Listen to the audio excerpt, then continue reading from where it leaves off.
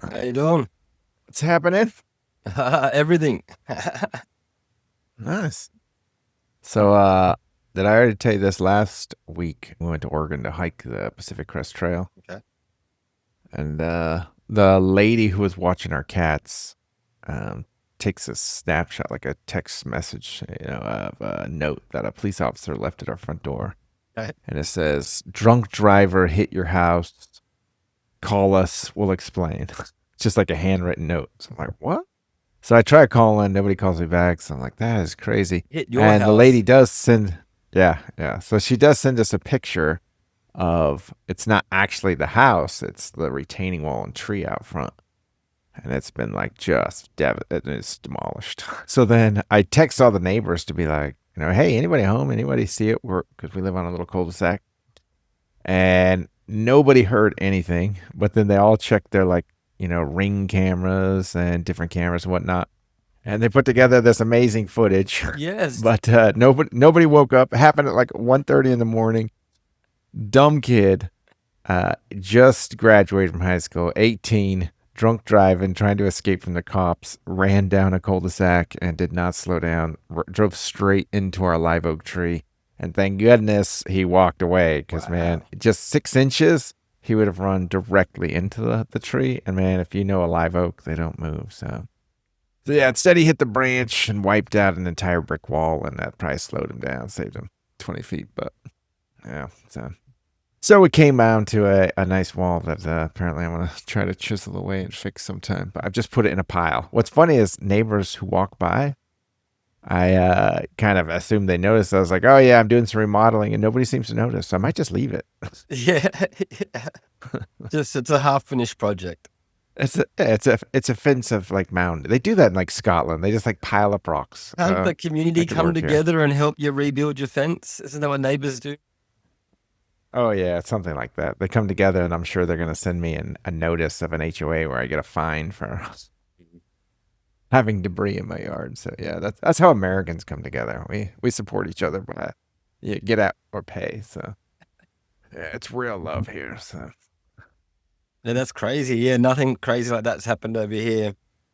Just what we see on the news.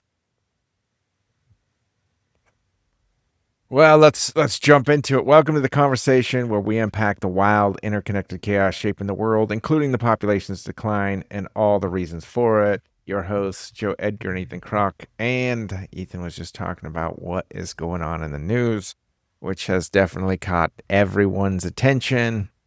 Maybe you want to give us your point of view first. Yeah, so I think our news is a little bit different to yours. But some of it is very similar because our news is almost all owned by Rupert Murdoch. And so it's interesting to to see.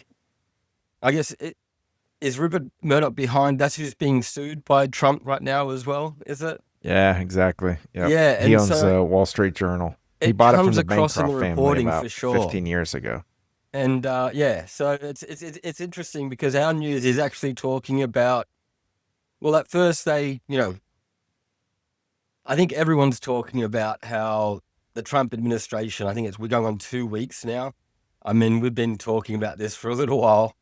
But 2 weeks that's been in the news cycle. Normally, typically, we've been seeing for the last few years, or as long as I can remember, nothing lasts in the news cycle longer than 48 hours. And Especially not in a Trump White House. I mean, he'll tweet yeah, something for crazy to sure, like recapture your attention to like something crazy. for sure. And so it's interesting to Australia kind of has. It's funny actually because like the news is always talking about Trump supporters, and I imagine now that there's more people that hate Trump than love Trump. And there's always been those people that hate Trump, but I don't think the people that hate Trump realize that he's still using that audience to achieve his grand design right now because he's lost his base. He's lost the audience of the people who elected him, we the people. And he's trying to remind some of those people why he was there and that they voted for him even all the way back in 2016 with this stuff that he's bringing up about Obama to try and distract from Epstein right now. Even Hillary Clinton, apparently, the last that I heard before the Senate closed down for a little break was that they're actually going to probe the Clintons now in all of this Epstein stuff. So we started with arresting Obama. Now we're moving to the Clintons. And it is funny. Yeah, so it just goes back to 2016 when the reason why he was elected in the first place was because he was the opposition to the government. He was the Drain the rejection swamp. of the system in his vote. And he ran on all these things that he still hasn't done. And even in his second term, and now he's pretending he was never running on those things. And yeah, it's quite insane. Well, I've been attacked on Twitter because, I mean, it is drain the swamp and accountability were words used to trigger, transparency. Yep. And transparency at the heart of it was, they're saying there's a deep state and the deep state is keeping secrets. And one of those that they claimed was Epstein. So it is crazy to now say, oh, we've never talked, we didn't, have anything to do with Epstein. So it is quite strange.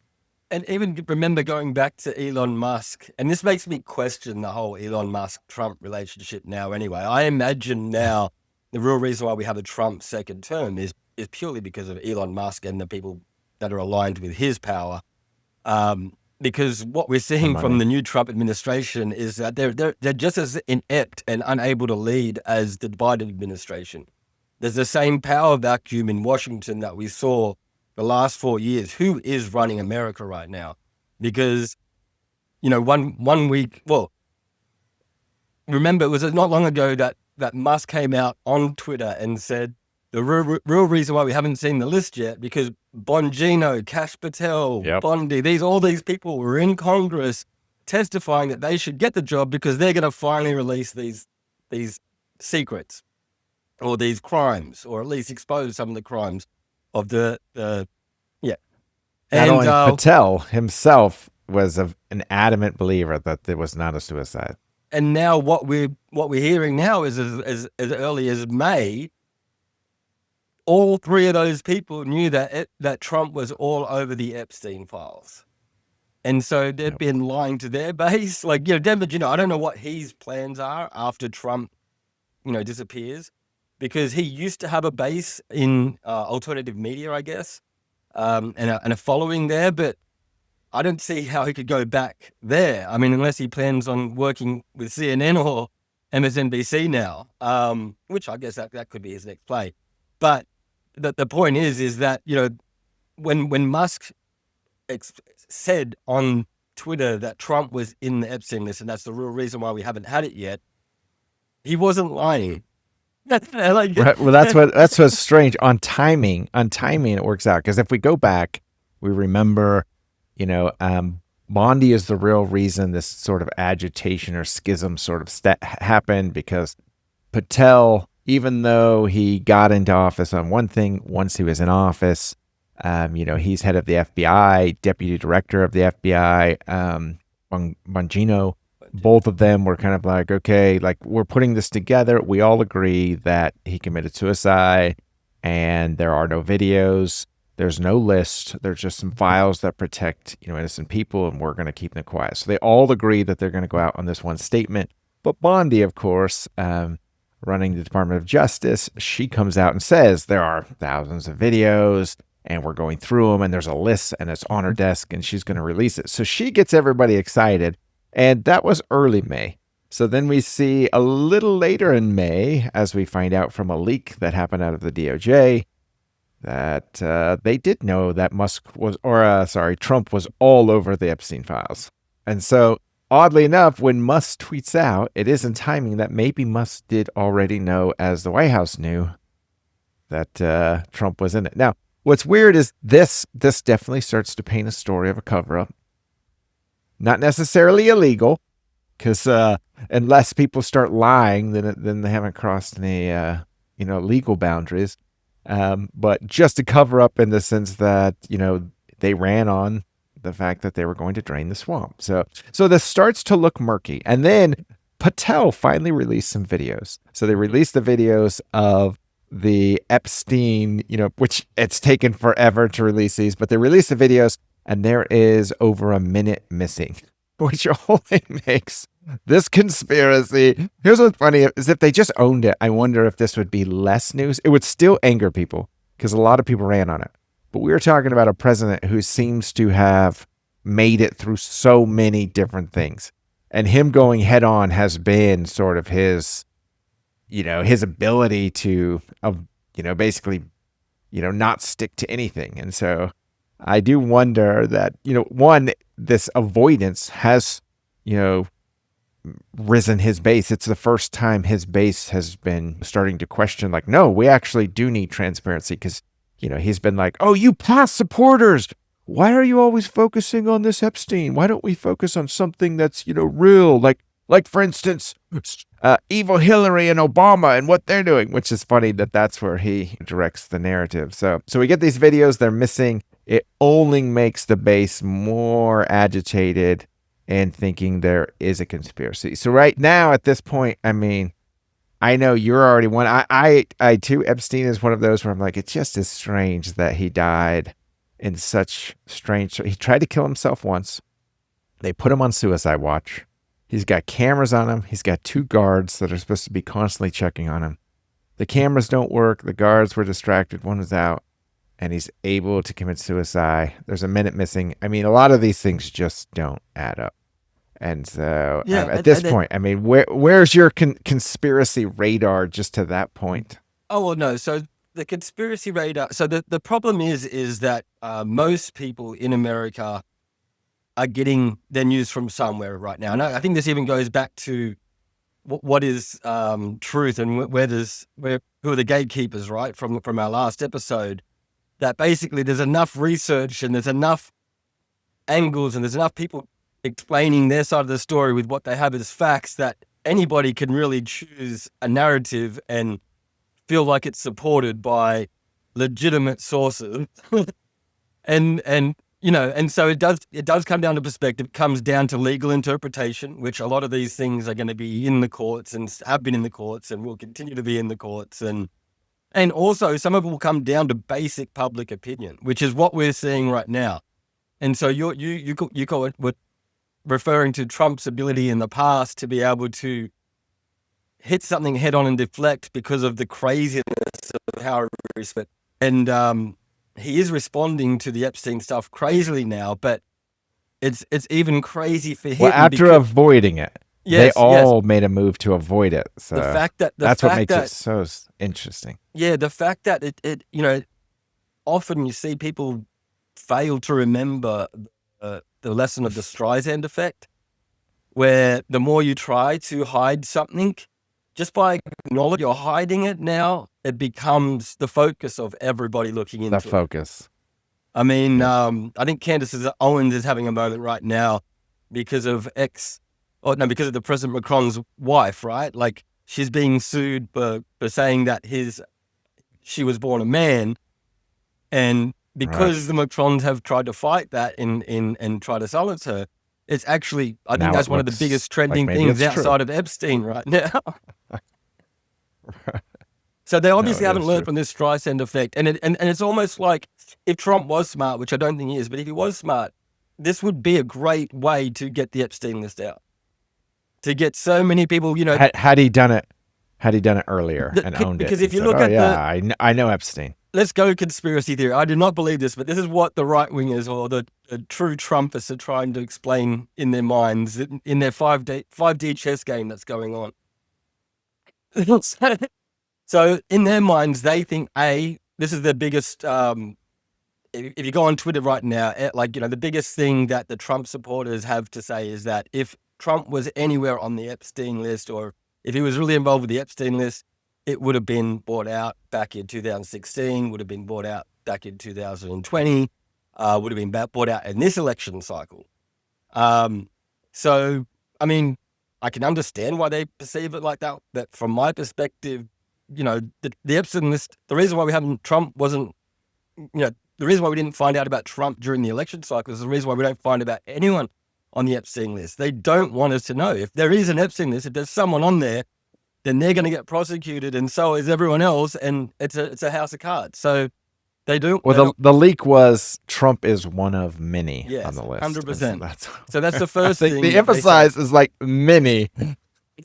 Yeah, and then the second thing that they say is, well, if Trump was on the Epstein list, or if the Democrats really care about the Epstein list now, why didn't they do anything about it when Biden was in charge? The Epstein list didn't exist while Biden was in charge and under Merrick Garland and under the Democrat held government. So again, that's because there's probably more Democrats involved, and especially bigger ones. There's probably Bill Clinton and Hillary Clinton, which are, legacy Democrat.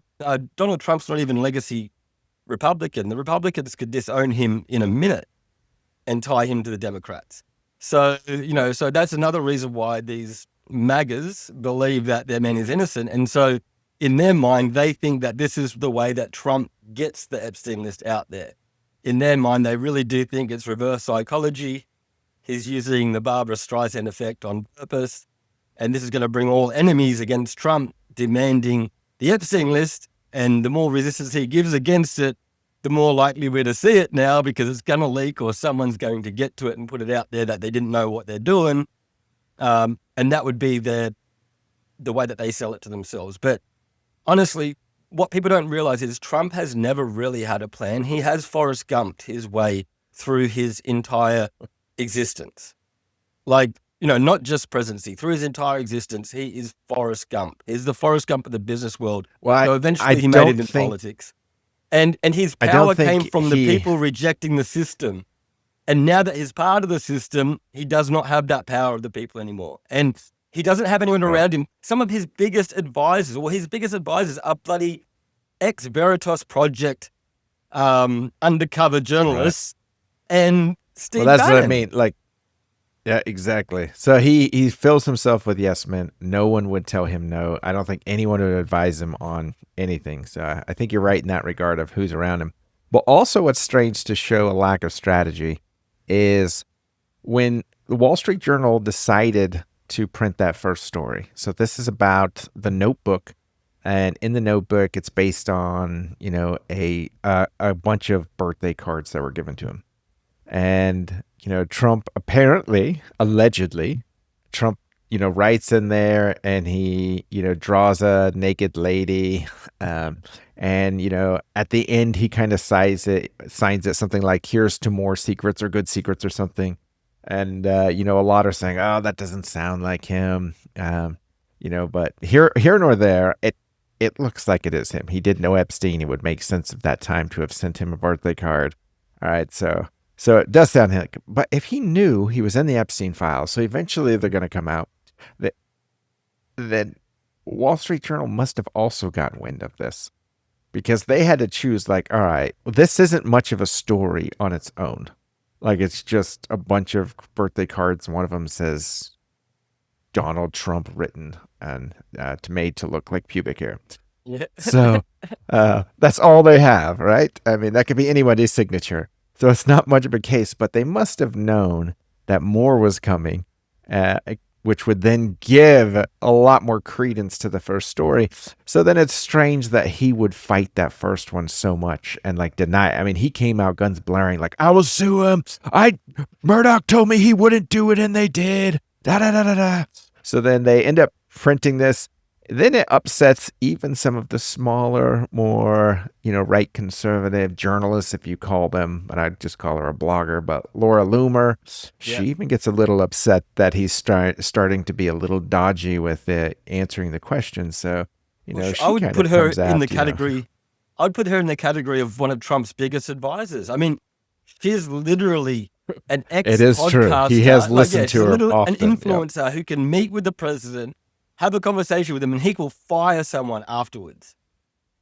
It's happened. It has clearly happened, and it's loose evidence, but yeah, she has become quite powerful. So now, if it was limited to just the White House, that would be expected because he filled his his party with very extreme loyalists, and so his entire cabinet are full of loyalists. But then it branches out. And so you have a Speaker of the House, Johnson, who says he wants to publicly release Epstein's files. and kind of broke with the Trump's DOJ stance. And, he said, we should put everything out there and let the people decide. And then when it comes to the House floor, he backs out of that. So he quickly backs up. And he's like, okay, wait. Actually, and Democrats follow him. It seemed like it was had support of both parties to move forward and to declassify these, as they were apparently the documents under Epstein, which it made sense from the beginning. The problem is nobody seems to stay with one story. They go back and forth, and as soon as it comes to releasing, they all panic and back out. But it made sense in the beginning if they were to say, hey, there's a lot of evidence here. We have to go through it. But at the same time, like, these came out in 2019. You're telling me you haven't sifted through these? I don't think anyone think there's an actual list. It's not like we think Epstein just like, oh, I know Donald, I know this. What the list means is there's a whole bunch of people in this file who did some crazy stuff. And we definitely know that you can just press Control-Alt-A and take all the one column of the names and present those. So I don't think we're asking for child pornography to be released. Nobody wants to watch it. It's sad that it exists already. But there is a bunch of names that were involved that, they could do. That is what is referred to as a list. And that seems to be something that now the House has decided to say they could. In fact, instead of Thursday, they decided to shut down the House and go to recess on Wednesday, so Democrats couldn't bring this up. So now they're in recess throughout August, and the House again has, backed out and reneged, and it only makes for more conspiracy theory. Like, it really is like, man, they are building up. Like, we're all going to be shocked and let down if Trump is not in this in a really bad way, because they have just built it up with so much anticipation. That's what I believe they're doing. So I believe, a lot of what Trump does is knee-jerk, and sometimes he Forrest Gumps his way through it, and sometimes it takes a little bit longer for the stars to align for Forrest Gump. And I think, this is like a Jenny moment for him. It's just, it keeps getting away from him. This has given him a moment right now, and both parties are seizing on it. The Democrats that are trying to call out, like, even people like, who's the shit? Is it Adam Schiff? Shift. Shifty? I'm sure that's how Trump pronounces it too. Your first pronunciation. Yeah, Adam so Schiff. Even he's like Adam one of the Schiff and Massey. Yeah, he's one of the vocal people out there calling for the Epstein list. But really what they're doing right now is, especially the smart ones that are involved with the intelligence agency, they don't really care about trying to get Trump right now. They just care about not getting into trouble. And so this is everyone's moment to muddy the waters. This is everyone's moment, left and right, to just conspiracy theory the fuck out of this thing until whatever is presented, neither side's going to believe, just like COVID. It's basically they're using the COVID model of misinformation, and it's coming from all of the highest levels. And so by the time people have enough time to assume all of the information, because there's a lot of information on this, because Epstein touches everything and is still touching everything, people will just roll with everything else because it's too complex and they don't know who to trust or believe. Or they'll just believe their side. They'll believe the red team or they'll believe the blue team. And I like that you bring in Shift, because Massey has been leading this as well. He's definitely running on like, this is a conspiracy, this needs to go out, which Trump has been going against him. But even more, his own most dear loyalist, and by that I mean she did threaten to leave if he bombed Iran. Mm-hmm. But Tulsi Gabbard did not leave. She actually went quiet and went into her corner and waited.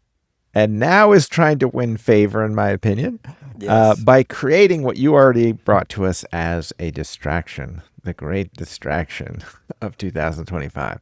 And so in this distraction, she is making claims of a treasonous conspiracy by the Obama administration, including not just Obama, but Clapper, John Brennan, and many others. And now, as of today, as we heard, it's even going to the Clintons. And so it's got they're just trying to name any Democrat they can and throw it in. What's interesting, Tulsi Gabbard is the director of national intelligence, which has no enforcement power. So she can't really she can investigate, but she can't really do anything. There's no enforcement power. That has to come through the Department of Justice or the FBI. And so her big press announce and her roadshow, she went and has talked on Fox News at least 3 times about this, and a couple others. Others won't really report much on it, but anywhere she can get a voice, she's trying. And she's gone on the road doing this with this monstrous press release to talk about it, where she makes one big announcement of, I'm referring. So this is a referral that she's giving to the Department of Justice. The Department of Justice says, we'll look into it. So this goes on the back of some weird things. One of them, why didn't they bring this out in Trump's first term? They investigated it extensively. There were not just 1, not just 2, not just 3, but 4 separate investigations, all the way down to Mueller, Durham, the Senate Intelligence Committee, all put together separate things to find, like, okay, no, there was no collusion going on necessarily in regards to Obama's handling of it. And so all of it went, and that was during the Trump administration. So to come out right now in his second term, we're talking about, 9 years after the fact. Well, I don't see that. I don't think that time's a problem, because I think we still haven't resolved Kennedy or a bunch of other things that still need to be resolved. But yeah, like sorry, let me get my head straight a bit. What was the last thing you said? Well, it's Mueller and Denham and the last report. Oh yeah. So firstly, sorry, this is why, because I had to go right back to the beginning. So firstly, let me bring this in. Sure. Mueller and the 2017 ICA report, which is what she's referring to, that somehow the Steele dossier ended up involving itself, in creating somewhat of a conspiracy, that Obama actually, brought a group together to change what they were given as far as information, as far as a daily report. Yeah, so this is why I lose my chain on thought, because you start at the beginning, but then you go right to the end, and you lose me, because I actually do believe that Obama was behind a plan to spy on Trump. I like it. Okay, let's hit that. I believe that, it wasn't probably even Obama, it was probably Bush Senior who was in charge of it. And then it all went sour when Senior died. So I think until Senior died, he was still in charge of the intelligence community. So, and I think part of the Democrat... We're talking about Bush Senior. Bush Senior, yeah, the dude in the wheelchair. Wow, we're going they called way him Pappy. Back. Yeah, well, he was part of it. He killed. Okay. He was part of the team that killed John F. Kennedy. He was part of the replacement team in the government afterwards. That's when he came out of the CIA, and then became president eventually himself. And then, he's been working with the Obamas, with the Bushes. It's the same intelligence community. It's the same. It's the Mossad. They've all been working together. I actually met Roger Stone. Epstein, sorry. For those of you who don't know, Epstein is George Bush. That's where it all comes together. This is the real fact. That's why he's, when he died, it was as a grandfather. He's like, I'm out. Dude, have you not seen Funeral, where you've got the Obamas, you've got the Clintons, you've got the Bush opening up these envelopes and in disgust and horror. And the general public has never known, no one's ever told us. Anyone that's been asked about them, even in the intelligence community or heads of state, they all pretend that they don't know what was in the letters that they've been all sent. But I could tell you what was in the letter. It was letting them know that they don't have an insurance policy anymore. So it's kind of like, here's your letter. Here's a whole perspective of the Kennedy assassination. What you guys need to take care of, because this is all going to come out if someone doesn't take the lead here. Yeah. Gotcha. So the letter is kind of like, we don't care how you got here, but here's what you're going to do now that you are here.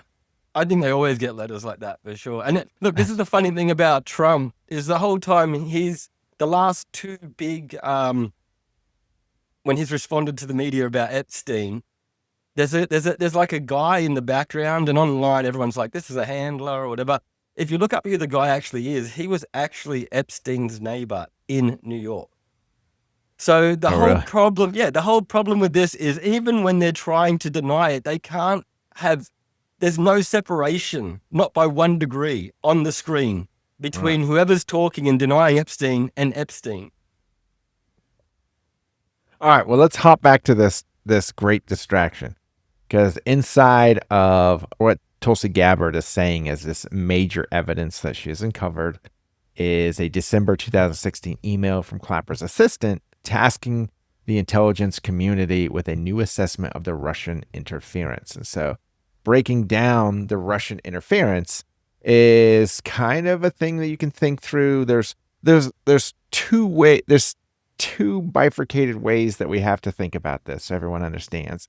And one of them is, let's call it meddling. You can meddle in an election and you can meddle in voting, right? Both of those can be done. One of them is extremely illegal, and the other one, depending on how you do it, isn't that illegal. Right now, we're meddling in elections. We are trying to get information out in hopes that people will, consider more about, the way they vote. And so it has been shown, there's no doubt, no party, no one questions Russia meddled in the election. That is not disputed. No one disputes it. This is not something Gabbard is disputing. No one's disputing. Russia meddled in the election. What the dossier talked about, or what they put together on the security briefing, is the fact that there was intelligence that had shown Russia did not meddle in the voting process in Illinois. It means they did not hack the machines. And so they were on the grounds of saying it was a fair election. Russia did not tamper with any machines. They didn't hack into it. And so this is after the election. This is December of 2016. The election happened in November. So to read this as the president of the country at that time on his way out, you would read that and say, okay, he got elected all fair. Hillary, there's no dispute. I mean, it is Trump. So why this comes as a smoking gun is sort of strange, because I don't know how going, but the thing is, this is nothing dissimilar to Watergate. It's exactly the same as Watergate. The only difference is Obama went further than Watergate.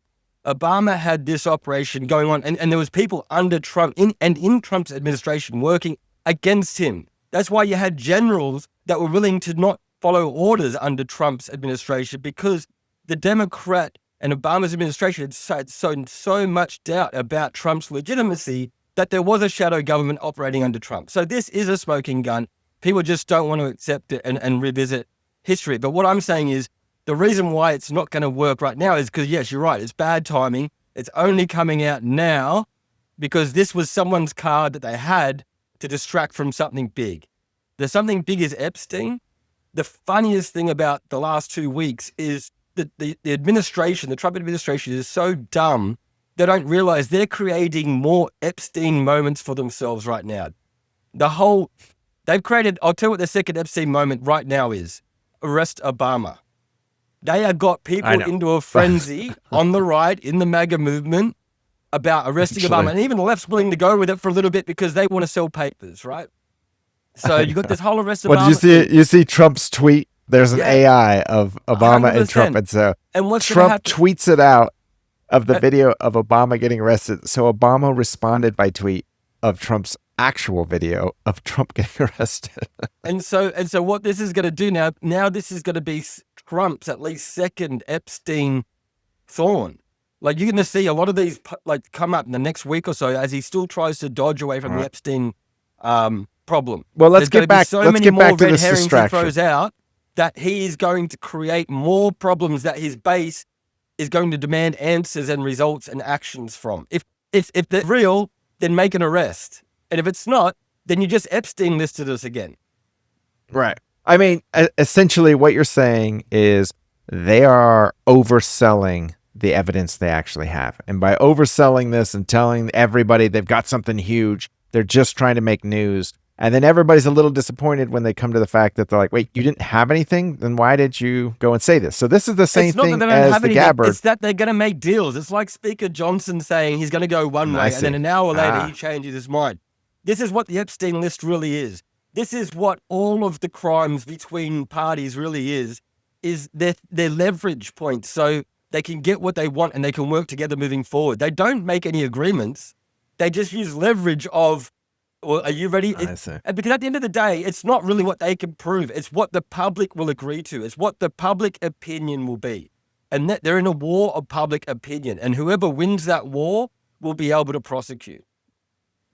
So the conspiracy theory here is you think all parties do have real evidence. They come out with that real evidence. They show their hand, but then it's the deal behind the scenes of That's like, the okay, play. but You don't give it up. You never give away your leverage. Well, you never give away your I'll give you an example of that. P. Diddy, he was put through the furnace, right? Right. He didn't talk. He didn't give up anyone. And so what did they do? They let him go. He's back in the game. I see. So the jury's in on it too. They threatened to see what would happen, to use leverage. Let's go with that idea, because here is what Gabbard is, the second part of this, right? So there's sowing discord is trying to meddle in election. Disrupting voting is actually done. So we know Russians sowed discord, but they didn't break into any election. So the election process was fair. But then on the point that really comes out that Gabbard's trying to hit on is, did Trump collude with the Russians to sow discord? Now that would be illegal, because now you have a elected official not using a super PAC, not using campaign money, but getting help by a foreign entity in the country. So they would. You mean like Hillary Clinton was doing in her election run up in 2016? Are you saying that kind of evidence? So here is the same argument, because what Ethan's going on to is that they're implying that Ukraine was used. So there was a team in Ukraine that was used for Hillary Clinton, as allegedly, and so in the same everything's vein, allegedly, isn't it? Until we vote on it. Everything's allegedly until we have a vote. Well, there's looser facts on the Hillary one, I will say that. But let's just say both of them out there. So this is back to this distraction. So the argument at hand is whether the Obama administration, and you already touched on this, so I'm only going to wrap the facts here to bring it in, is that the Obama administration took and used the fact, or knew the fact, that Russia did not meddle with the voting machines. And so somehow this email represents that, well, they knew that, but then ran on the fact that Russia did work, or did meddle in elections. So they used Facebook, they used a number of things, they hacked the DNC emails, they used lots of things to try to assist. Now the question is, they go on, and what you hinted at is that, this ended up being this massive witch hunt, which became what Trump calls the Russia hoax. Russia. And that is whether or not Trump colluded with the Russians. Now, on the 2017 ICA report says that, yes, that Russia, they can't prove collusion, but they can prove that Russia did try to help Trump win. And what Gabbard is saying is like, yes, they meddled in our elections, but they didn't have a preference of who won. And so that is what's being disputed here. That is this big, huge distraction of an Obama conspiracy, is that Obama tried to say they preferred Trump, and Gabbard is trying to say, no, they didn't prefer anyone. So everyone's like, oh, see, it's a Russia hoax. Or like, Russia did meddle in our election.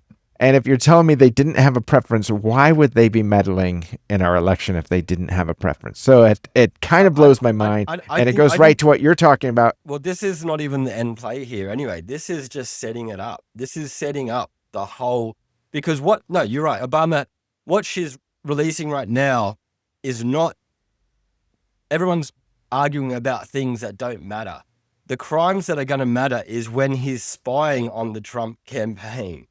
And that's what this will all lead to. And it's not just going to lead to spying on the Trump campaign. It's going to manipulating even the Department of Justice that his administration was supposed to be in charge of. You've got people that carried over from the Obama administration that were still acting under the pretense that Trump was an illegitimate president. And they used that to spy on him. And that's the real crime. And that's going to come out. And it's bigger than Watergate. It's hilarious. If you could send people to prison for going through some opposition's political officers looking for information with torches, then recording and sending spies and having assets in the field gather information on your opponent and then continue to do that after he's elected, you're spying on the president, the sitting president of the United States. You're telling me that's not illegal? Well, let's break down that conspiracy and see if we get in there. Because what you're implying is that Russia has the goods on our president right now. Our sitting president. They have the goods on everyone. I mean, everyone has the goods on everyone. I'm implying that that everyone has the goods on everyone. And like the Epstein case, like the Democrats or Republicans, no one actually gives it because they know that if one goes down, they all go down. So to wrap that up, is the Durham report, which ultimately was the ICCA's conclusion, was that the note of which the Steele dossier was a very minor factor in their report. So that means all this evidence ultimately didn't have much of an impact. So that means to say whatever, if Obama did collude and try to do something, well, their efforts didn't have much of an impact anyway. So it's I'm telling you, you're still missing the fact that it's going to be about the spying. It'll turn. So what they have to do in order to sway public opinion, you have to present a layered story so that by the time you've released the real claim, the real crime, it needs to make full sense because you've already understood how it ties into where the opportunity for the crime came from. All right, well, let's go there. What are our options for the future? All right, let's say one. I'll come up with the first one. The first one, I think Trump denies. They're eventually going to have to let out these Epstein files. There's so much pressure. So let's say we're looking at, the next 45 to 60 days. They're going to wait as long as they can. Mm-hmm. Congress is in session, so we're talking about a long wait, hoping people forget. I don't think they're going to forget. I think Democrats have it too much in the wheelhouse. He has to debate whether or not, listen, if I let this go too far, it could meddle with midterm elections. If I can get this over with. So eventually he's going to allow it to release and he's just going to go deny.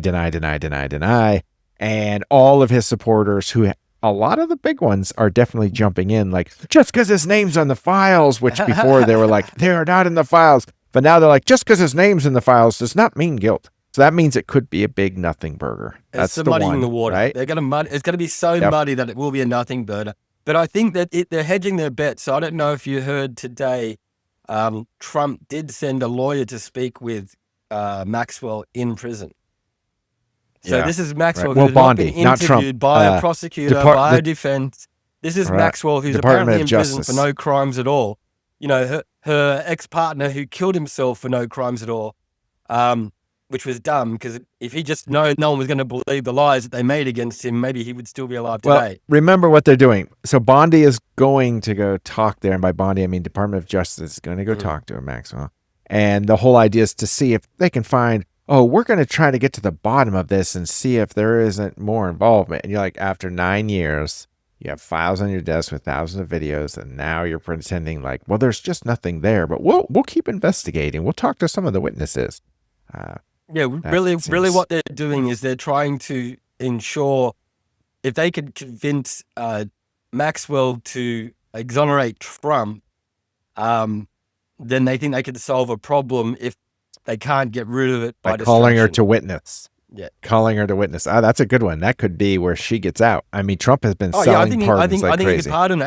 And the thing is, he'll get away with pardoning her if everyone believes that there was no crime. If everybody thinks it's a conspiracy, right? If it was all Blondie. Well, he's already calling it this Biden-Obama, a hoax is what it's now trying to be, confirmed as. So. Yeah, we're going to hear let's go through the second scenario. Yeah, sorry, yeah. Let's go through the second one and make it extreme, okay? Let's say they try to hold out. It gets released. They try, deny. And then there ends up being a congressional hearing on it. And so they investigate. In the congressional hearing, Trump can't help himself but lie. He perjures himself. In purging himself, he ends up with impeachment on perjury. And in impeachment, finally the cracked fracture of the Republican side realizes if we get rid of Trump and we can do it this year, which it would be hard to pull off in 2025. So this would be early 2026 before they could do it. But if they can get rid of him, they can get Vance. And if Vance was in, they would be able to landslide controlling Congress. Let's just say that is a scenario where Vance actually steps in as the next president after a shattered Trump. And I'm saying this has the least likely of outcome. No, I think there's a possibility here because I wouldn't put it past the Democrats or the intel community, American intelligence community, to assassinate Trump. And they don't even have to assassinate it like Butler. They could have they could have him assassinated because of his base turning on him because he's protecting files. Like they could have like the CEO. You got the left's hero who went around murdering a CEO in broad daylight.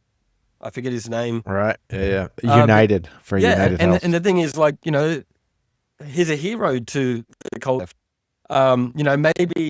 Maybe they think they could create a cultural hero in someone taking out Trump for being part of the Epstein list and lying to us all along. I could see them playing it anyway.